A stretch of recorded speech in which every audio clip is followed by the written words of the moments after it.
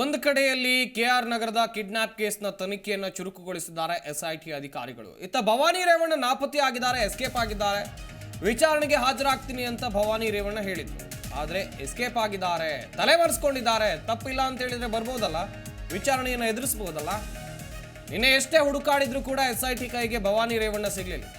ನಿನ್ನೆ ವಿಚಾರಣೆ ಎದುರಿಸೋಕೆ ನೋಟಿಸನ್ನು ಎಸ್ಐಟಿ ಅಧಿಕಾರಿಗಳು ಕೊಟ್ಟಿದ್ರು, ವಿಚಾರಣೆಗೆ ಹಾಜರಾಗಿ ಅಂತೇಳಿ. ಅವ್ರ ಮನೆಗೆ ಹೋಗಿ ಕಾದು ಕುಳಿತರು. ಆದರೆ ಭವಾನಿ ರೇವಣ್ಣ ನಾಪತ್ತೆ, ಎಲ್ಲೂ ಇಲ್ಲ. ಹಾಗಾದ್ರೆ ಎಲ್ಲಿದ್ದಾರೆ? ಫೋನ್ ಸ್ವಿಚ್ ಆಫ್ ಆಗಿದೆ ಅನ್ನುವಂಥ ಮಾಹಿತಿ, ಹುಡುಕಿದ್ರೆ ಸಿಗ್ತಾ ಇಲ್ಲ. ಏನು ಮಾಡೋದು? ಎಸ್ಐಟಿ ಅಧಿಕಾರಿಗಳಿಗೂ ಕೂಡ ತಲೆಬಿಸಿ ಆಗಿದೆ. ಸಂತ್ರಸ್ತ ಮಹಿಳೆಯನ್ನ ಕಿಡ್ನಾಪ್ ಮಾಡಿದ ಪ್ರಕರಣ ದಾಖಲಾಗಿದ್ದು ಮೈಸೂರು ಜಿಲ್ಲೆಯ ಕೆಆರ್ ನಗರದ ಠಾಣೆಯಲ್ಲಿ. ಸದ್ಯ ಸಂತ್ರಸ್ತ ಮಹಿಳೆಯರನ್ನ ಕಿಡ್ನಾಪ್ ಮಾಡಿದಂಥ ಪ್ರಕರಣದಲ್ಲಿ ಮಾಜಿ ಸಚಿವರಾಗಿರುವಂಥ ಎಚ್.ಡಿ. ರೇವಣ್ಣ ಜೈಲಿಗೆ ಹೋಗಿ ಬರಬೇಕಾಯಿತು. ಈಗ ಸಂಕಷ್ಟ ಎದುರಾಗಿರೋದು ಅವರ ಪತ್ನಿ ಭವಾನಿ ರೇವಣ್ಣ ಅವರಿಗೆ. ಭವಾನಿ ರೇವಣ್ಣ ಅವರಿಗೆ ಯಾವಾಗ ಎಸ್ಐಟಿ ಅಧಿಕಾರಿಗಳು ನೋಟಿಸನ್ನು ಕೊಟ್ಟರು, ಅವರು ಉತ್ತರಿಸುವಂಥ ಕೆಲಸವನ್ನು ಮಾಡಲಿಲ್ಲ. ನೋಟಿಸ್ಗೆ ಉತ್ತರವೂ ಇಲ್ಲ, ಮನೆಗೆ ಹೋದರೆ ಪತ್ತೆಯೂ ಇಲ್ಲ. ವಿಚಾರಣೆಗೆ ಗೈರು. ಭವಾನಿಗೆ ಕಾನೂನು ಕಂಟಕ ಹೆಚ್ಚು ಆಗ್ತಾ ಇದೆ. ನಿರೀಕ್ಷಣಾ ಜಾಮೀನು ಅರ್ಜಿ ವಜಾ ಆದ ಬೆನ್ನಲ್ಲೇ ನೋಟಿಸ್ ಕೊಡಲಾಗಿದೆ. ನಿನ್ನೆ ಸಂಜೆವರೆಗೂ ಎಸ್ಐಟಿ ಕೈಗೆ ಭವಾನಿ ರೇವಣ್ಣ ಅವರು ಸಿಗಲಿಲ್ಲ. ಜನಪ್ರತಿನಿಧಿಗಳ ಕುಟುಂಬ, ಹೈ ಪ್ರೊಫೈಲ್ ಕೇಸ್ ಇದು, ಪ್ರತಿಷ್ಠಿತ ಕುಟುಂಬ. ತಪ್ಪಿಲ್ಲ ಅಂತ ಹೇಳಿದ್ರೆ ಎದುರಿಸಬಹುದಲ್ಲ ತನಿಖೆಗೆ ಸಿಗದೆ ಸದ್ಯ ಅಜ್ಞಾತ ಸ್ಥಳದಲ್ಲಿದ್ದಾರೆ ಭವಾನಿ ರೇವಣ್ಣ. ಸಂಬಂಧಿಕರೊಬ್ಬರ ಮನೆಯಲ್ಲಿ ತಲೆಮರೆಸಿಕೊಂಡಿದ್ದಾರೆ ಎನ್ನುವಂತ ಮಾಹಿತಿ. ಹೋಗಿ ಎಸ್ಐಟಿ ಅವರು ಅಲ್ಲಿಗೆ ಹೋಗಿ ವಿಚಾರಣೆಯನ್ನು ಮಾಡಬಹುದಲ್ಲ. ಯಾವ ಕ್ಷಣದಲ್ಲಾದರೂ ಭವಾನಿ ರೇವಣ್ಣ ಅವರನ್ನು ವಶಪಡಿಸಿಕೊಳ್ಳುವಂತ ಸಾಧ್ಯತೆ ಇದೆ.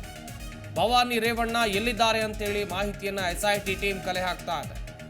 ಭವಾನಿ ರೇವಣ್ಣ ಇರೋ ಬಗ್ಗೆ ಗೊತ್ತಾದರೆ ಕೂಡಲೇ ವಶಕ್ಕೆ ಪಡೆಯುವಂತ ಪ್ಲಾನ್ ಅನ್ನು ಹಾಕೊಂಡಿದ್ದಾರೆ.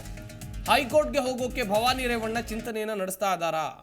ಎಸ್ಐಟಿಯಿಂದ ತಪ್ಪಿಸಿಕೊಳ್ಳೋಕೆ ಭವಾನಿ ರೇವಣ್ಣಗೆ ಇದೊಂದೇ ಚಾನ್ಸ್ ಇರೋದು. ಈಗ ಹೈಕೋರ್ಟ್ಗೆ ನಿರೀಕ್ಷಣಾ ಜಾಮೀನು ಅರ್ಜಿ ಸಲ್ಲಿಸೋದೊಂದೇ ಸದ್ಯದ ದಾರಿ.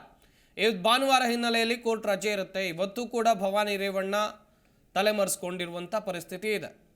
ಒಂದು ವೇಳೆ ಇವತ್ತೇ ಹೋಗಿ ವಶಕ್ಕೆ ಪಡಿಬಹುದಲ್ಲ ಎಸ್ಐಟಿ ಅಧಿಕಾರಿಗಳಿಗೆ. ಅವರೇನು ದೇಶ ಬಿಟ್ಟು ಹೋಗಿಲ್ಲ, ಇಲ್ಲೇ ಎಲ್ಲೋ ಇದ್ದಾರೆ, ಹುಡುಕ್ಬಹುದಲ್ವಾ? ನಾಳೆ ಹೈಕೋರ್ಟ್ಗೆ ನಿರೀಕ್ಷಣಾ ಜಾಮೀನು ಅರ್ಜಿ ಸಲ್ಲಿಸುವಂಥ ಸಾಧ್ಯತೆ ಇದೆ. ಒಂದು ಕಡೆಯಲ್ಲಿ ಭವಾನಿ ರೇವಣ್ಣ ಅವರ ಮನೆಗೆ ಎಸ್ಐಟಿ ಅಧಿಕಾರಿಗಳು ಹೋಗಿ ಕೂತ್ಕೊಂಡು ಅಲ್ಲಿ ಕಾದು ವಾಪಸ್ ಬರ್ತಾರೆ. ಬಿಟ್ಟರೆ ಅವ್ರನ್ನ ವಶಕ್ಕೆ ಪಡೆದು ವಿಚಾರಣೆ ನಡೆಸುವಂಥ ಕೆಲಸವನ್ನು ಮಾಡಿಲ್ಲ. ಭವಾನಿ ರೇವಣ್ಣ ಅವರು ತಪ್ಪಿಲ್ಲ ಅಂತ ಹೇಳಿದರೆ ಬಂದು ತನಿಖೆಯನ್ನು ಎದುರಿಸ್ಬೋದು, ವಿಚಾರಣೆಯನ್ನು ಎದುರಿಸ್ಬೋದು. ಯಾಕೆ ಹಿಂಗೆ ಮಾಡ್ತಾ ಇದ್ದಾರೆ ಎನ್ನುವಂಥ ಪ್ರಶ್ನೆ ಸರ್ವೇ ಸಾಮಾನ್ಯವಾಗಿ ಸಾರ್ವಜನಿಕ ವಲಯದಲ್ಲಿ ವ್ಯಕ್ತವಾಗ್ತಾ ಇದೆ. ಜನಪ್ರತಿನಿಧಿಗಳ ಕುಟುಂಬ, ನಿಮ್ಮ ಮಗ ಸಂಸದ, ನಿಮ್ಮ ಪತಿ ಶಾಸಕ, ಮಾಜಿ ಸಚಿವ, ಪ್ರತಿಷ್ಠಿತ ಕುಟುಂಬ ನಿಮ್ಮದು. ವಿಚಾರಣೆಯನ್ನು ಎದುರಿಸ್ಬೋದಲ್ಲ. ಯಾಕೆ ಹೀಗೆ ಮಾಡ್ತಾ ಇದ್ದೀರಾ? ಯಾಕೆ ಎಸ್ಕೇಪ್ ಗೇಮ್ ಆಡ್ತಾ ಇದ್ದೀರಾ? ಇಲ್ಲಿ ತಲೆಮರೆಸ್ಕೊಂಡಿದ್ದೀರಾ? ಪ್ರಶ್ನೆಗಳನ್ನು ಕೇಳ್ತಾ ಇದ್ದಾರೆ ಸಾರ್ವಜನಿಕರು. ನೋಟಿಸನ್ನು ಕೊಟ್ಟಿದ್ರು, ಅದಕ್ಕೆ ಉತ್ತರವನ್ನು ಕೊಟ್ಟಿಲ್ಲ. ಮನೆಗೆ ಹೋದರೆ ಪತ್ತೆ ಇಲ್ಲ. ಎಸ್ಐಟಿ ಅಧಿಕಾರಿಗಳು ಹೊಳೆನರಸೀಪುರದ ರೇವಣ್ಣ ಅವರ ನಿವಾಸಕ್ಕೆ ಸ್ಥಳ ಮಹಜರು ಪ್ರಕ್ರಿಯೆಗೆ ಹೋದಂಥ ಸಂದರ್ಭದಲ್ಲಿ ಭವಾನಿ ರೇವಣ್ಣ ಇದ್ರು ಎನ್ನುವಂಥ ಮಾಹಿತಿ ಇತ್ತು. ಅದಾದಮೇಲೆ ಎಲ್ಲಿ ತಲೆಮರೆಸ್ಕೊಂಡ್ರು? ಇಲ್ಲೇ ಎಲ್ಲೋ ಇರುವಂಥ ಭವಾನಿ ರೇವಣ್ಣ ಅವರನ್ನ ಹುಡುಕೋಕೆ ಆಗ್ತಾ ಇಲ್ವಾ ಎಸ್ಐಟಿ ಅಧಿಕಾರಿಗಳಿಗೆ? ಇನ್ನೊಂದು ವಿಚಾರ, ಭವಾನಿ ರೇವಣ್ಣ ಅವರು ಸಂಬಂಧಿಕರೊಬ್ಬರ ಮನೆಯಲ್ಲಿ ಇದ್ದಾರೆ ಎನ್ನುವಂಥ ಮಾಹಿತಿ ಇದೆ.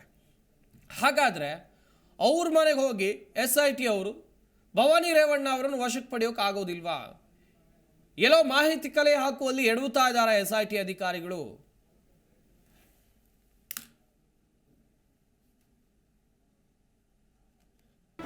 ಜಿ ಕನ್ನಡ ನ್ಯೂಸ್ ಈಗ ನಿಮ್ಮ ಮನೆಯಲ್ಲೇ ನೋಡಿ. ಎಲ್ಲ ಕೇಬಲ್ಗಳಲ್ಲಿ ಈಗ ಲಭ್ಯ.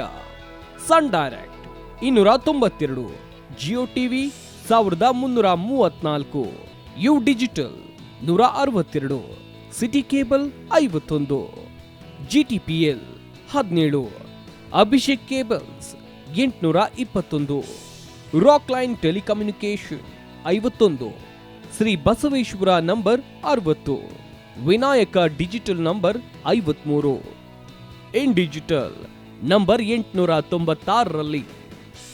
ನಿಮ್ಮಿಸ್ತದ ಜಿ ಕನ್ನಡ ನ್ಯೂಸ್ ನೋಡಿ ಆನಂದಿಸಿ.